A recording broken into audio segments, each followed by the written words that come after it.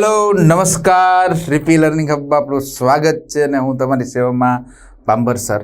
આજે આપણે વિદ્યાર્થી મિત્રો વિદ્યુત પ્રવાહની ચુંબકીય અસરો એટલે કે ગતિમાન વિદ્યુત ભાર અને એનું ચુંબકત્વ આધારિત આજે એક સરસ મજાનો ટોપિક છે અને એનું નામ છે સાયક્લોટ્રોન। સાયક્લોટ્રોન શું છે? સાયક્લોટ્રોન એક સાધન છે।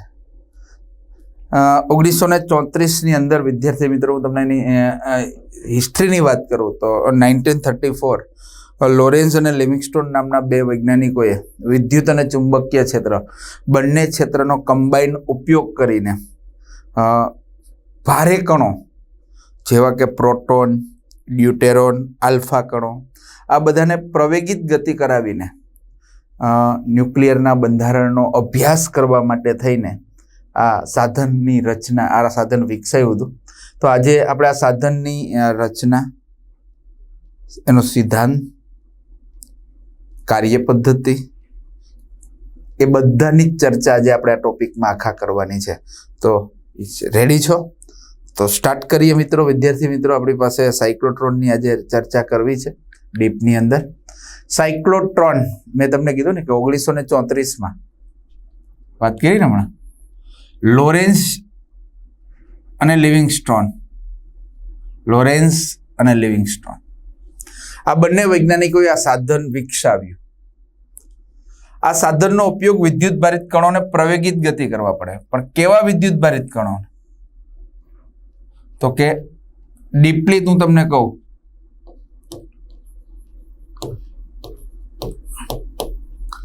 આ સાધનની મદદથી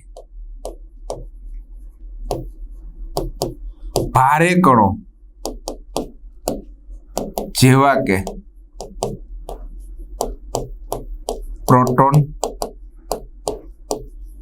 ડ્યુટેરોન, આલ્ફા કણ વગેરેને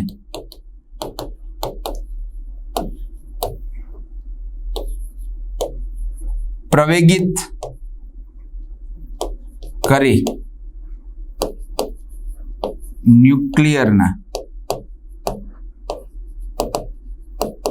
બંધારણનો અભ્યાસ કરવા માટે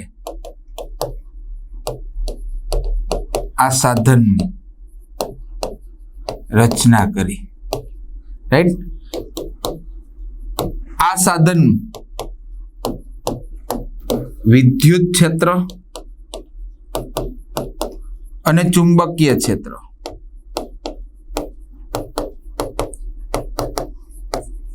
નો ઉપયોગ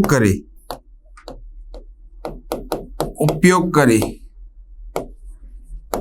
કણોને પ્રવેગિત કરવામાં આવે છે।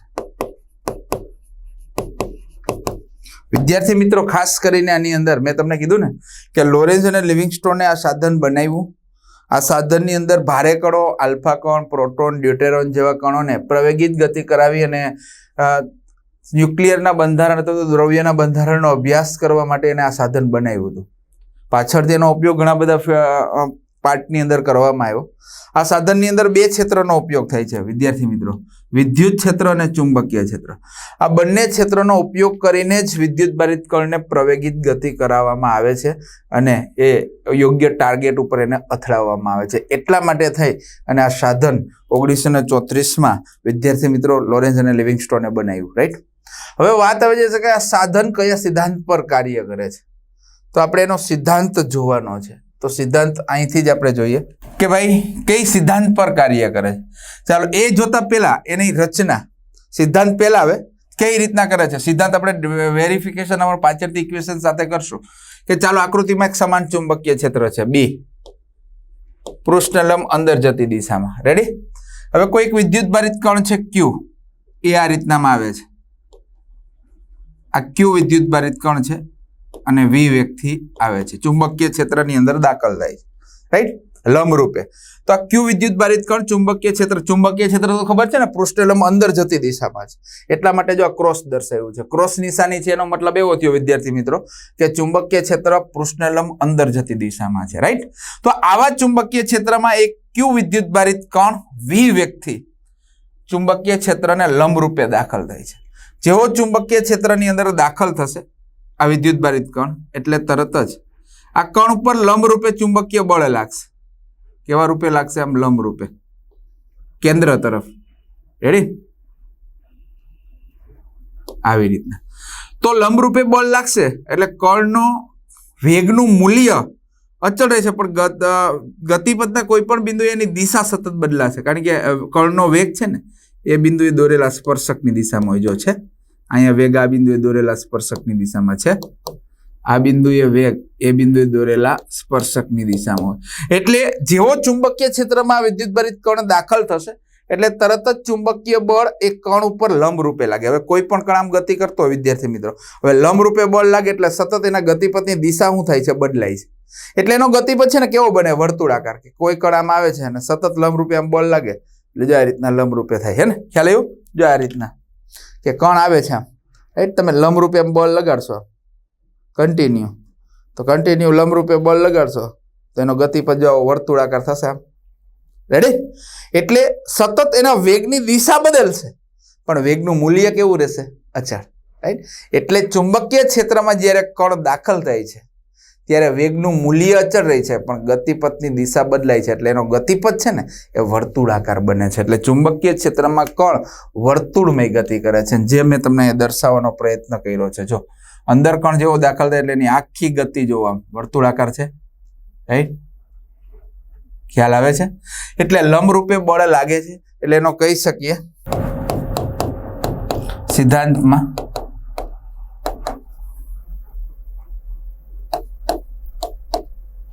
કે વિદ્યુતભારિત કણ v વેગથી ચુંબકીય ક્ષેત્રને લંબ રૂપે ચુંબકીય ક્ષેત્રમાં દાખલ થાય છે ત્યારે ચુંબકીય ક્ષેત્ર દ્વારા કણ પર સતત લંબ રૂપે F = Q V × B અનુસાર ચુંબકીય બળ લાગે છે.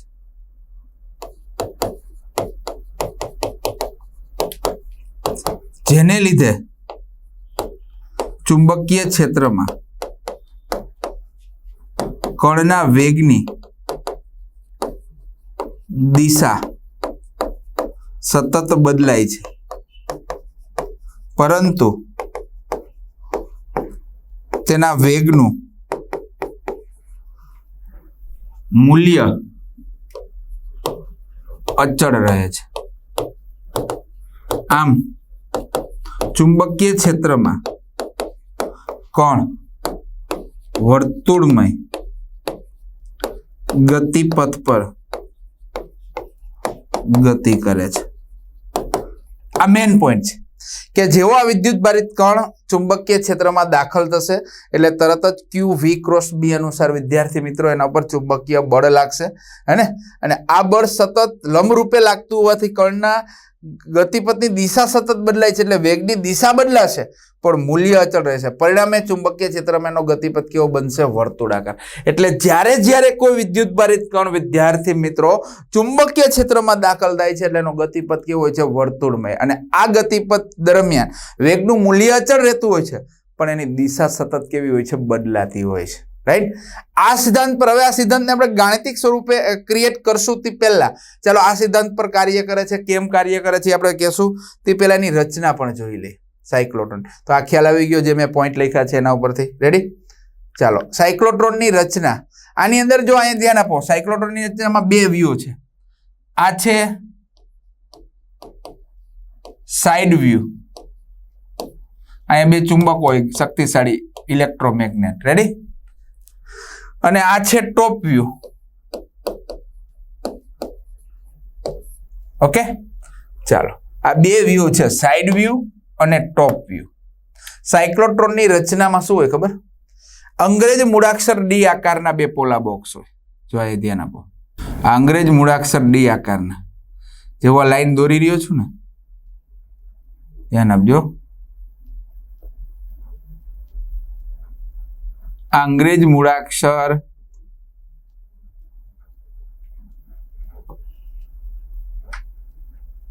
ડી આકારના બે પોલા બોક્સ હોય છે.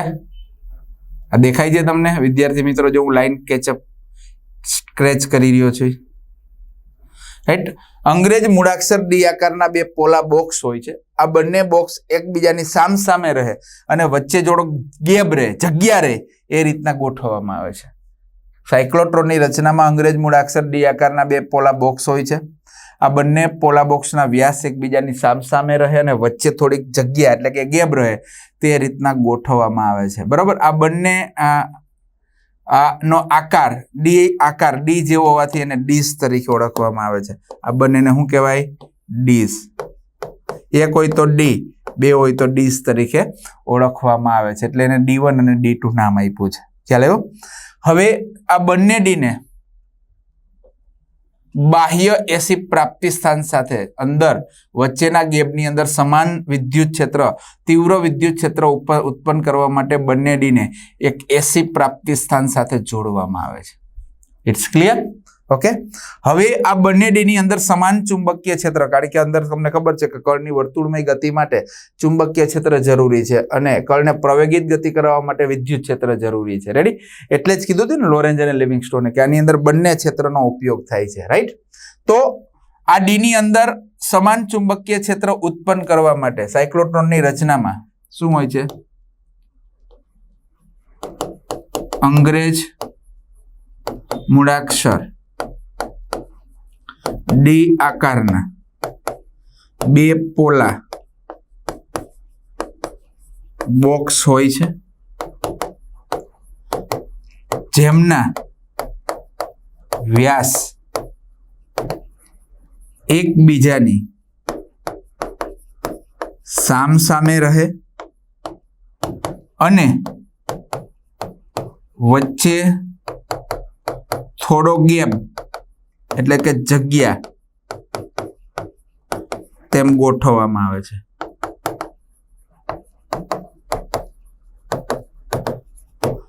બંને ના આકાર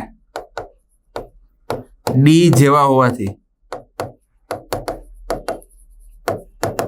તેને ડીશ કહે છે. રેડી? આ બંને ડીની વચ્ચે તીવ્ર વિદ્યુત ક્ષેત્ર ઉત્પન્ન કરવા માટે તેને એસી પ્રાપ્તિ સ્થાન સાથે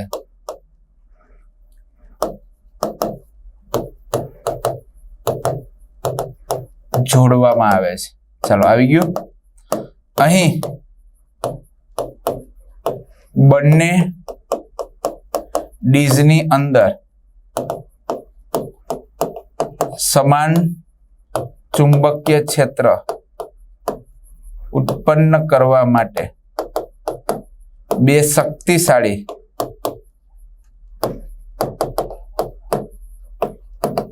ઇલેક્ટ્રોમેગ્નેટ ગોઠવવામાં આવે છે. રેડી? આ બંને ડીની અંદર તીવ્ર અને સમાન ચુંબકીય ક્ષેત્ર ઉત્પન્ન કરવા માટે બે શક્તિશાળી ઇલેક્ટ્રોમેગ્નેટ યોગ્ય રીતે ગોઠવેલા હોય છે. રાઈટ? હવે આ ડી માંથી કણને ટાર્ગેટ પર પહોંચાડવા માટે ડીના પરિઘ પર ડિફ્લેક્ટર રાખવામાં આવે છે. આ સાધનને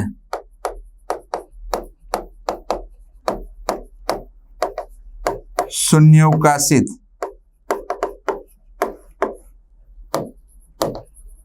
ચેમ્બરમાં રાખવામાં આવે છે. રેડી? હવે ધ્યાન આપો મિત્રો. આ તો વાત થઈ કે ભાઈ કમ્પ્લીટ ટ્રી રચનાની રચના આવી છે. અંગ્રેજ મૂળાક્ષર ડી આકારના બે પોલા બોક્સ હોય છે. આ બંને બોક્સોના વ્યાસ એકબીજાની સામસામે રહે તે રીતના ગોઠવવામાં આવે છે. એનો આકાર ડી જેવો હોતી એને ડિસ્ક કહેવાય છે. અંદર સમાન ચુંબકીય ક્ષેત્ર ઉત્પન્ન કરવા માટે બે શક્તિશાળી ઇલેક્ટ્રોમેગ્નેટ રાખેલા હોય છે. આ બંને ડીની અંદર વચ્ચેના ગેપમાં સમાન અને તીવ્ર ચુંબકીય ક્ષેત્ર ઉત્પન્ન કરવા માટે એને બાહ્ય એસી પ્રાપ્તિ સ્થાન સાથે જોડેલો હોય છે. હવે અંદર કણ પ્રવેગિત ગતિ કરતો કરતો જ્યારે એને કોઈ ટાર્ગેટ ઉપર અથડાવવાનો હોય ત્યારે પરિઘ નજીક આવે ત્યારે પરિઘ નજીક અહીંયા આ હોય છે, આને કહેવાય ડિફ્લેક્ટર. રેડી? એક ડિફ્લેક્ટર રાખવામાં આવે છે. ડિફ્લેક્ટર તરીકે પણ આવું ઇલેક્ટ્રોમેગ્નેટ જ હોય છે અને એ ડિફ્લેક્ટર દ્વારા કણના માર્ગને વિચલિત કરીને યોગ્ય ટાર્ગેટ, અહીંયા હોય છે ટાર્ગેટ, હે ને, અને ટાર્ગેટ ઉપર શું કરવામાં આવે છે? અથડાવવામાં આવે છે. બીજી બાબત, આખા સાધનને શૂન્ય અવકાશી ચેમ્બર્સમાં રાખવામાં આવે છે. શા માટે? તો કે વચ્ચેના ગેપની અંદર કોઈ કણ સાથે અથડામણ ન થાય, એનો માર્ગ વિચલિત ન થાય એટલા માટે આ સમગ્ર સાધનને એક શૂન્ય અવકાશી ચેમ્બર્સમાં રાખવામાં આવે છે. તો આખી રચના હોય છે. આ એનો ટોપ વ્યૂ છે, આ સાઈડ વ્યૂ છે. જો બે શક્તિશાળી ઇલેક્ટ્રોમેગ્નેટ છે. આની અંદરના ગેપમાં સમાન ચુંબકીય ક્ષેત્ર ઉત્પન્ન કરવા માટે આ બે શક્તિશાળી, આ બંને ડીની અંદર સમાન ચુંબકીય ક્ષેત્ર ઉત્પન્ન કરવા માટે બે શક્તિશાળી ઇલેક્ટ્રોમેગ્નેટ હોય છે ને, જેના દ્વારા આ બંને ડીની અંદર સમાન ચુંબકીય ક્ષેત્ર ઉત્પન્ન કરી શકાય. આ એનું મધ્ય બિંદુ છે, એટલે કે આ જો આ પી બિંદુ છે. આ પી બિંદુ પાસેથી કણને વિદ્યુત ભારિત કરવામાં આવે છે, છોડવામાં આવે છે અને પછી આખી પદ્ધતિ થતી હોય છે. તો આખી રચના છે. ખ્યાલ આવી ગયો સાયક્લોટ્રોનની? હવે આપણે એની રચના સિદ્ધાંત જોઈએ, જે આગળ જોયો ને, હવે કે આ કયા સિદ્ધાંત પર કાર્ય કરે. હવે તમને ખ્યાલ છે કે ચુંબકીય ક્ષેત્રમાં જેવો કણ દાખલ થાય છે એટલે કેવી ગતિ કરે છે? વર્તુળમય. વર્તુળમય ગતિ કરતો હોય તો તમને બધાને ખ્યાલ છે. રેડી ને? તો હવે સાયક્લોટ્રોનનો સિદ્ધાંત જોઈએ કે જેવો કણ અંદર દાખલ થાય છે એટલે અંદર કણની આ ગતિ કેવી છે? વર્તુળમય છે. જોઈ લો, હે ને? તો આપણે કહી શકાય કે ચુંબકીય ક્ષેત્રમાં વિદ્યુત ભારિત કણ Q દાખલ થતા તેના પર ચુંબકીય બળ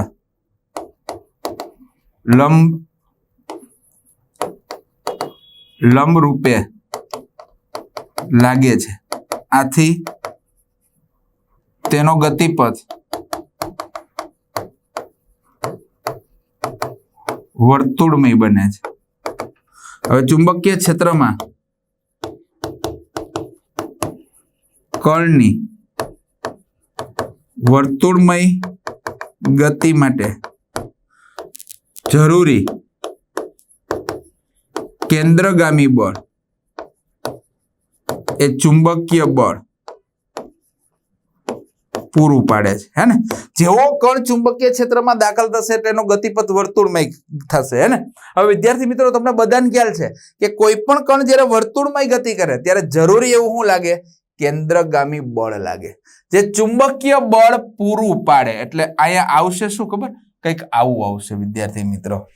રાઈટ? શું આવશે? કે માટે કેન્દ્રગામી બળ બરાબર ચુંબકીય બળ. ક્લિયર? હે ને? તો કેન્દ્રગામી બળ આપણી પાસે શું છે?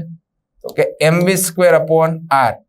કોણ પૂરું પાડશે? તો કે QVB, મહત્તમ ચુંબકીય બળ. ક્લિયર? ચાલો, આના ઉપરથી તમે ગતિ ઉર્જા કે બધી વસ્તુ મેળવી શકો છો.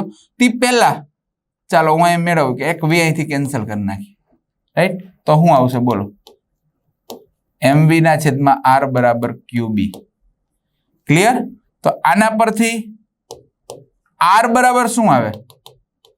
કે r બરાબર mv/QB અથવા mv એટલે p/QB, હે ને? કારણ કે p બરાબર mv વેગમાન. તો આવી ગયું તમને સાયક્લોટ્રોનની અંદર કણ જ્યારે વર્તુળમય ગતિ કરે છે એના ગતિપથની ત્રિજ્યા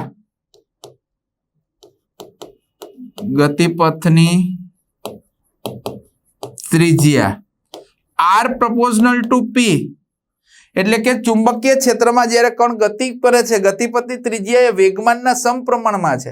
એટલે કે કોઈક રીતે કણનું જો વેગમાન વધારવામાં આવે, આના પરથી તમે શું કહી શકો કે સાધનની અંદર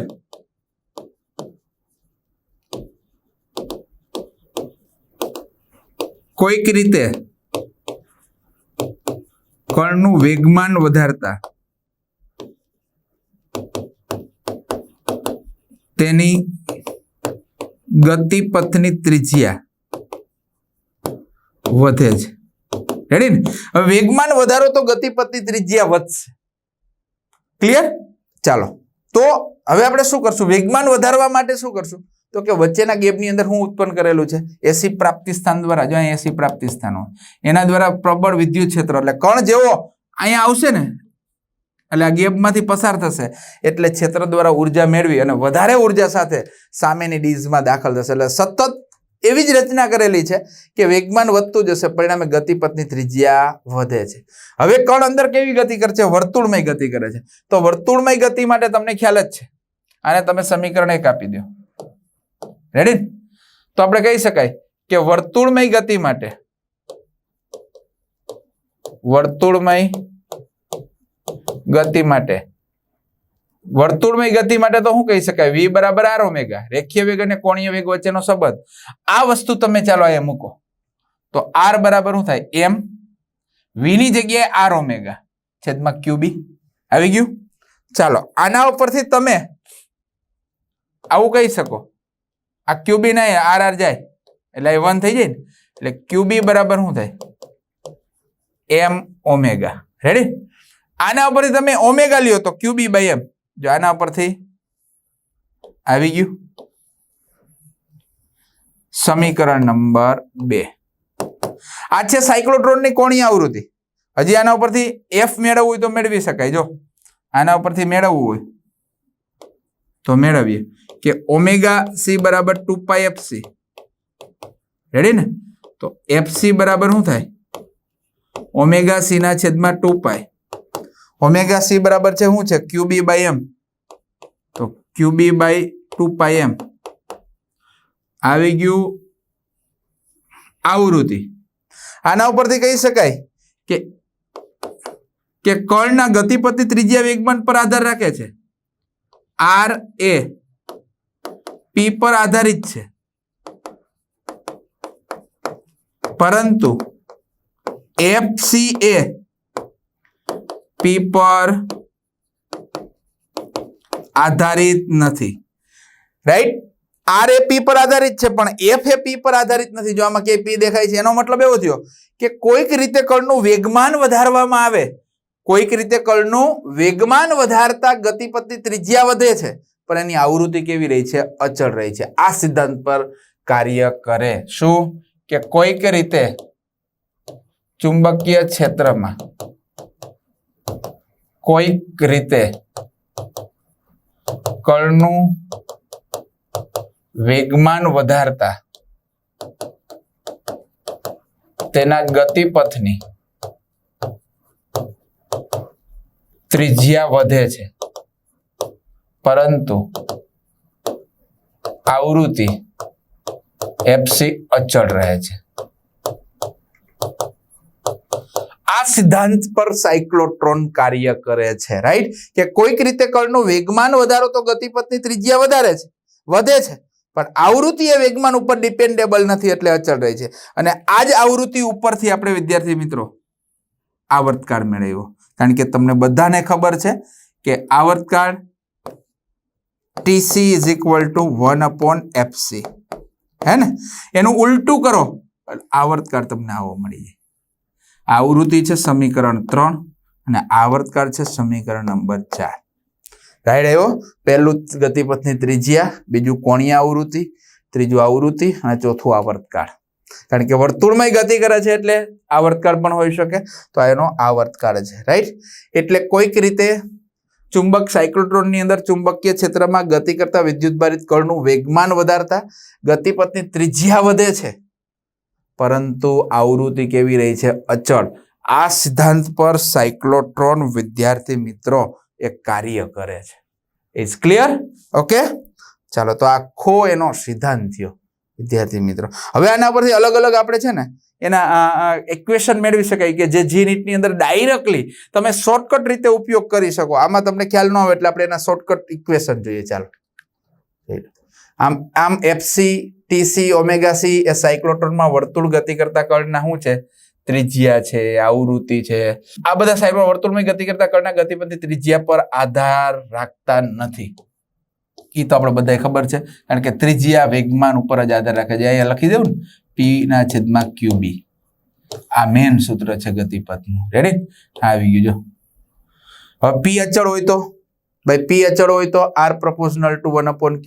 પી અચળ હોય, બી તો સમાન છે જ, એટલે આ અચળ હોય, આ અચળ હોય તો આર વિદ્યુતભારના વ્યસ્ત પ્રમાણ ઉપર આધાર રાખે, એ બી તમને ખ્યાલ છે. હવે પી બરાબર √2mk કેના ઉપરથી આવ્યું? આ પી બરાબર 2mk કેના ઉપરથી આવ્યું? તો હું તમને કહી શકું છું કઈ રીતના આવ્યું. જો ગતિ ઉર્જા શું છે સૂત્ર? k બરાબર 1/2 mv², અને બીજું સૂત્ર છે p²/2m. હે ને? આ p v નો લોપ કરો તો એ આવે ને, v નો લોપ કરો તો આવે કે નહીં? p બરાબર mv છે. ચાલો આના પરથી v બરાબર શું થાય? p/m ને. આ વસ્તુ તમે અહીંયા મૂકો, આ વસ્તુને તમે અહીંયા મૂકો એટલે આવી જાય p²/2m. રાઈટ? Is clear? ચાલો આ 2m ને અહીંયા લઈ જાઓ તો p² બરાબર શું થાય? બોલો, 2mk. તો p બરાબર શું થાય? √2mk થાય. જો આ વેગમાન, તો આવું વેગમાન છે, જોઈ લો. રેડી? આ વેગમાનની કિંમત 2 માં મૂકતા અહીંયા મૂકો. ચાલો 2 માં ને 1 માં, 1 માં મૂકો તો શું થાય? એટલે આ કિંમત અહીંયા મૂકવાની છે તમારે. આ કિંમત ક્યાં મૂકવાની છે ખબર છે ને? અને આ અહીંયા મૂકવાની છે. અહીંયા મૂકશો, આ p ની જગ્યાએ શું મૂકવાનું? √2mk, એટલે આવું મળશે. જો છે r બરાબર 2mk ના છેદમાં qb. રાઈટ? k અચળ હોય, b તો સમાન છે જ, તમને બધાને ખબર છે. 2 અચળ હોય તો k અચળ હોય, 2 તો અચળ છે, b સમાન છે. b તો તમને ખબર છે ને સમાન છે. તો r પ્રોપોર્શનલ ટુ √m/q. આ પણ અગત્યનું સૂત્ર છે. જ્યારે અલગ અલગ સેન્ટેન્સમાં એમસીક્યુ ની અંદર તમને પૂછશે કે ગતિ સમાન ગતિ ઉર્જા ધરાવતા 3 કણો આ ચુંબકીય ક્ષેત્રમાં દાખલ થાય છે અને ગતિ કરે છે, તેવા સંજોગોમાં ગતિપથની ત્રિજ્યાનો ગુણોત્તર મેળવો તો તમે આ શોર્ટકટ સૂત્ર મેળવી શકશો. રાઈટ? હજી આગળ વધી. ચાલો k અચળ નથી તો k બરાબર qv મૂકી શકાય, કારણ કે તમને ખ્યાલ છે ને ગતિ ઉર્જા k બરાબર 1/2 mv², અને આ બરાબર ev. રેડી? તો આના ઉપરથી k બરાબર ev અથવા qv, વિદ્યુતભાર તરીકે qv.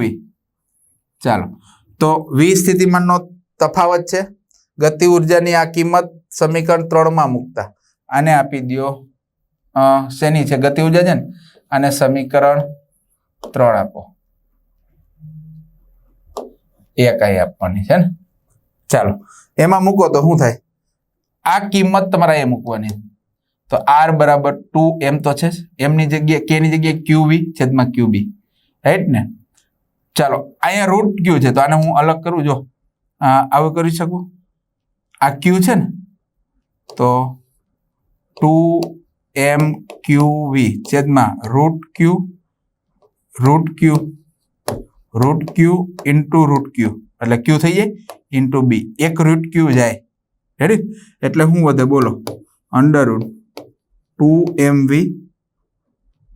છેદમાં √qb. રેડી? તો આવી ગયું. આના ઉપર પણ r ડિપેન્ડેબલ છે. ખ્યાલ આવે છે? એટલે આના ઉપરથી એવું કહી શકાય કે v અચળ હોય, સ્થિતિમાન અચળ હોય તો r proportional two √m/q. Ready ને? r proportional two √m/q. આ અલગ અલગ પોઈન્ટ્સ છે કે જે તમને હકીકત જેની નીટની અંદર શોર્ટકટની અંદર કામ લાગે છે. વસ્તુ સાયક્લોટ્રોનના સિદ્ધાંત ઉપરથી જ છે. આગળ જોઈ લ્યો. r બરાબર 2mv ના છેદમાં qb. v અચળ તો r પ્રોપોર્શનલ ટુ આવ્યું ને છે. આમ સાયક્લોટ્રોનની આ બધા જ મુદ્દા છે. સાયક્લોટ્રોનની રચના પણ મેં તમને સમજાવી દીધી. હવે કાર્ય પદ્ધતિ કેમ થાય તો ધ્યાન આપો. t બરાબર 0 સમયે છે ને, સાયક્લોટ્રોનના મધ્ય બિંદુ પરથી, સાયક્લોટ્રોનનું આ મધ્ય બિંદુ છે વિદ્યાર્થી મિત્રો p. t બરાબર 0 સમયેથી આ એક વિદ્યુત ભારિત કણને શું કરવામાં આવે છે? મુક્ત કરવામાં આવે છે. ધારી લો કે મુક્ત થતો વિદ્યુત બારિત કણ તમે કોઈ પણ લઈ શકો, ધન અથવા ઋણ. ચાલો આ ધન છે, કેવો છે ધન, પ્લસ ક્યુ. હવે જેવો છોડો ત્યારે એની પાસે તો કોઈ ઉર્જા હોતી નથી. ક્લિયર? એટલે ધીરે ધીરે થોડીક ઉર્જા સાથે એ ચુંબકીય ક્ષેત્રમાં છે એટલે લંબરૂપે બળ લાગશે એટલે એનો ગતિ બધાથી વર્તુળાકાર થશે. આ વર્તુળ ગતિ કરીને જ્યારે આ ડીના પરિઘ ઉપર અહીંયા આવશે ત્યારે આ ડીની અંદર બરાબર આ ઋણ ધન છે એટલે તરત જ એસી પ્રાપ્તિ સ્થાન દ્વારા આ ડીનો આ વ્યાસ છે ને એ ઋણ સ્થિતિમાં આવી જાય. કેવા સ્થિતિમાં? ઋણ.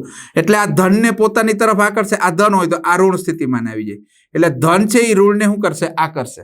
એટલે આ કણ છે ને એ આ ગેપમાંથી પસાર થઈને અહીંયા આવશે. પણ જેવો કણ અહીંયા આવશે ને એટલે વચ્ચેના ગેપની અંદર એસી પ્રાપ્તિ સ્થાન દ્વારા હું ઉત્પન્ન કરેલું છે વિદ્યુત ક્ષેત્ર. એ વિદ્યુત ક્ષેત્ર દ્વારા ઉર્જા મેળવી વધારે ઉર્જા સાથે એ સામેની ડીઝમાં દાખલ થશે. ઉર્જા વધશે એટલે વેગમાન વધશે. એટલે જો ગતિપથની ત્રિજ્યા વધશે. સાયક્લોટ્રોનનો સિદ્ધાંત છે ને કે વેગમાન વધે એટલે ગતિપથની ત્રિજ્યા. ફરી પાછો અંદર જેવો દાખલ થાય એટલે ચુંબકીય ક્ષેત્ર દ્વારા લંબરૂપે બળ લાગે એટલે એનો ગતિપથ કેવો થાય? વર્તુળમય. આ બીજી ડીમાં અર્ધવર્તુળ પૂરું કરીને ફરી પાછો વ્યાસે આવશે ને એટલે ફરી પાછો અલ્ટરનેટ સામેની ડીનો વ્યાસ આ ડીશ છે ને એનો વ્યાસ ઋણ સ્થિતિમાં આવશે. ફરી પાછા ધન કણને આ ઋણ આકર્ષશે. પણ અહીંથી જ્યારે કણ બીજી ડીશમાં જશે એટલે વચ્ચેના ગેપમાંથી એને પસાર થવું જ પડશે. એટલે ફરી પાછો વચ્ચેના ગેપમાંથી વધારે ક્ષેત્ર દ્વારા ઉર્જા મેળવી બરાબર સામેની ડીશમાં દાખલ થશે. ફરી પાછો અંદર ચુંબકીય ક્ષેત્ર છે એટલે ફરી પાછોનો ગતિપથ વર્તુળ ગતિ કરશે. ફરી પાછો અર્ધવર્તુળ પૂરું કરશે એટલે તરત જ પરિઘ ઉપર આવશે ને એટલે તરત જ સામેની ડીનો વ્યાસ ઋણ સ્થિતિમાં આવી જાય. ફરી પાછો એ દાખલ થશે વધારે ઉર્જા મેળવીને, કારણ કે વચ્ચેના ગેપમાંથી સતત દર વખતે ક્ષેત્ર દ્વારા ઉર્જા મેળવતો જશે, વેગમાન વધતું જશે. આ સતત આવી પુનરાવર્તિત ગતિ થશે. આમ એટલે સતત કણનું વેગમાન વચ્ચેના ગેપના વિદ્યુત ક્ષેત્ર દ્વારા ઉર્જા વધતી જશે એટલે વેગમાન વધતું જશે. પરિણામે ગતિપથની ત્રિજ્યા વધશે. સાયક્લોટ્રોનના સિદ્ધાંત અનુસાર એમ કણ જોરદાર પ્રવેગિત ગતિ કરતો કરતો કરતો કરતો કરતો એની જાતને, વિદ્યાર્થી મિત્રો શું કેવું મારે, આમ જોરદાર પ્રવેગિત ગતિ કરતો કરતો કરતો કરતો કરતો કણ ગતિપથની ત્રિજ્યા વધતી જ જશે. કણ જ્યારે પરિઘ નજીક પહોંચે ને આમ રેડી ત્યારે અહીંયા ડિફ્લેક્ટર હોય. એ ડિફ્લેક્ટર દ્વારા કણના માર્ગને વિચલિત કરીને કોઈ યોગ્ય ટાર્ગેટ ઉપર અથડાવવામાં આવે છે અને એનો અભ્યાસ કરી શકાય છે ને. તો આખો સિદ્ધાંત છે સતત. હા, આ આખી પ્રક્રિયા પુનરાવર્તિત ગતિ દરમિયાન કણનું વેગમાન વધે છે, ગતિપથની ત્રિજ્યા વધે છે, પણ એની આવૃત્તિ કેવી રહી છે? અચળ રહી છે. રાઈટ? એટલે કે આ બાહ્ય પ્રાપ્તિ સ્થાનની આવૃત્તિ અને કણની આવૃત્તિ સમાન જળવાઈ રહેવી જોઈએ તો જ પ્રવેગિત ગતિ થાય. નહીતર આ જળવાશે નહીં તો અંદર અનુનાદ થશે અને અનુનાદ થશે તો કણ યોગ્ય ટાર્ગેટ ઉપર અથડાવી શકાશે નહીં. ખ્યાલ આવ્યો? એટલે આવૃત્તિ અચળ જ રહેવી જોઈએ. તો આ ગતિપથનું વેગમાન વધે, ગતિપથની ત્રિજ્યા વધે, વધતા વધતા કણ જ્યારે ગતિ કરીને પરિઘ નજીક આવે ત્યારે ડિફ્લેક્ટર દ્વારા એના માર્ગને વિચલિત કરીને યોગ્ય ટાર્ગેટ ઉપર અથડાવવામાં આવે છે. આ સિદ્ધાંત પર સાયક્લોટ્રોન કાર્ય કરે છે. આખી કાર્ય પદ્ધતિ, આ સમગ્ર પ્રક્રિયા દરમિયાન કણની આવૃત્તિ અને એસી પ્રાપ્તની આવૃત્તિ એક સમાન હોય છે. રાઈટ? તો જ એ અનુનાદ કરી અને પ્રવેગિત ગતિ કરી અને ટાર્ગેટ ઉપર અથડાવી શકાય. તો આ આખી એની કાર્ય પદ્ધતિ છે, એનો પણ તમને ખ્યાલ આવી ગયો. રાઈટ? આ સાધનની મદદથી જ્યારે બનાવ્યું ત્યારે તો માત્ર ને માત્ર આ સાધન વિદ્યાર્થી મિત્રો કોના માટે ઉપયોગ લીધેલું હતું? આ સાધન માત્ર ને માત્ર દ્રવ્યના બંધારણનો અભ્યાસ કરવા માટે જ ઉપયોગમાં લીધું હતું. પણ પાછળથી ખબર પડી કે આ સાધનનો ઉપયોગ શું? તો કે ન્યુક્લિયરના બંધારણનો અભ્યાસ કરવા માટે. રેડી? તો ન્યુક્લિયરના બંધારણનો અભ્યાસ કરવા માટે ભારે કણોને પ્રવેગિત ગતિ કરાવવા માટે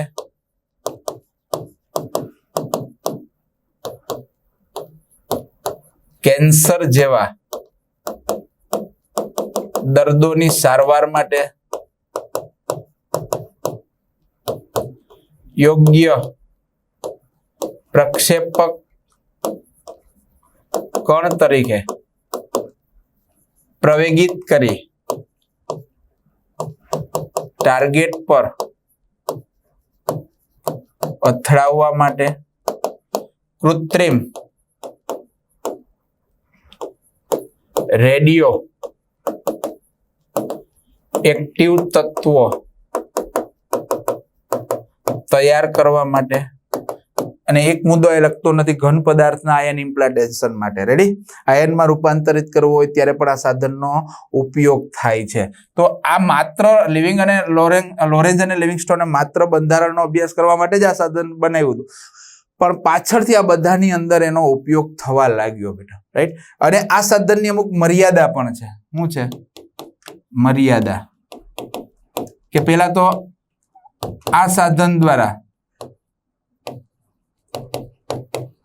હલકા કણોને પ્રવેગિત કરી શકાતા નથી રાઈટ બીજું આ સાધન લાંબા સમય સુધી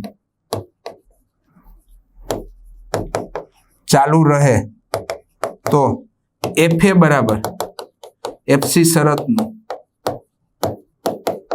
પાલન થતું નથી અને ત્રીજો મુદ્દો આ સાધનનું કદ એટલું વિશાળ હોવાથી અંદર સમાન ચુંબકીય ક્ષેત્ર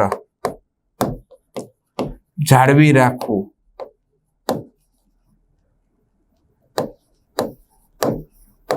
મુશ્કેલ પડે છે પેલી બાબત બેટા આમાં આ સાધનની મદદથી હલકા કણ ઇલેક્ટ્રોન જેવા હલકા કણ કેવા ઇલેક્ટ્રોન જેવા હલકા કણને પ્રવેગિત ગતિ કરાવી શકાતા નથી જો ઇલેક્ટ્રોન જેવા હલકા કણોને પ્રવેગિત ગતિ કરવી હોય તો આવૃત્તિ એ ગીગાહર્ટ્ઝના ક્રમની હોવી જોઈએ જે પોસિબલ નથી જો તમારે ઇલેક્ટ્રોન જેવા હલકા કણોને આ સાધનની મદદથી પ્રવેગિત ગતિ કરાવવી હોય તો એની આવૃત્તિ ગીગાહર્ટ્ઝના ક્રમની હોવી જોઈએ જે પોસિબલ નથી બીજું આ સાધનમાં જ્યારે કણ લાંબો સમય પ્રવેગિત ગતિ કરે છે ત્યારે એનો વેગ વધતા વધતા પ્રકાશના વેગની નજીક પહોંચી જાય છે એનો વેગ વધતા વધતા પ્રકાશના વેગની નજીક પહોંચી જાય છે ત્યારે FA બરાબર FC શરતનું પાલન થતું નથી એટલે અંદર કણ પ્રવેગિત ગતિ કરી શકશે નહીં લાંબા સમય બાદ અને ત્રીજું આ સાધનનું કદ એટલું વિશાળ છે કે એની અંદર સમાન ચુંબકીય ક્ષેત્ર જાળવી રાખવું પણ મુશ્કેલ છે આનું નિવારણ કરવા માટે સાયક્લોટ્રોનને બદલે સિક્રોટ્રોન સાધનનો ઉપયોગ કરવામાં આવ્યો કયું સાધન સિક્રોટ્રોન સાયક્લોટ્રોનને બદલે સિક્રોટ્રોન આવ્યું કે ક્યાંક અંશે આ મર્યાદાને થોડીક હળવી કરી શકાય સિક્રોટ્રોન પછી આવ્યું બીટાટ્રોન બીટાટ્રોન પછી આવ્યું એક્સલરેટ્રોન રાઈટ અત્યારે આ ચાલે છે તો અલગ અલગ અપડેટ વર્ઝન આવ્યા કે ક્યાંક અંશે આ થોડી થોડી ખામીઓને દૂર કરવા માટે અલગ અલગ સાધનો બનાવવામાં આવ્યા તો આખું પોઈન્ટ ખ્યાલ આવી ગયો સાયક્લોટ્રોન શું કામ છે સિદ્ધાંત શું છે રચના શું છે કાર્ય પદ્ધતિ શું છે આ બધું જ વિદ્યાર્થી મિત્રો તમને ખ્યાલ આવી ગયો હશે ઓકે આખું સાયક્લોટ્રોનને આપણે ફિનિશ કરીએ છીએ અને આજના ટોપિકને પણ પૂર્ણ કરીએ છીએ રાઈટ ફરી પાછા નવા સેશનમાં નવા ટોપિક સાથે આપણે આગળ વધશું ત્યાં સુધી આપણી વચ્ચેથી વિદાય લઉં છું જય હિન્દ જય ભારત થેન્ક યુ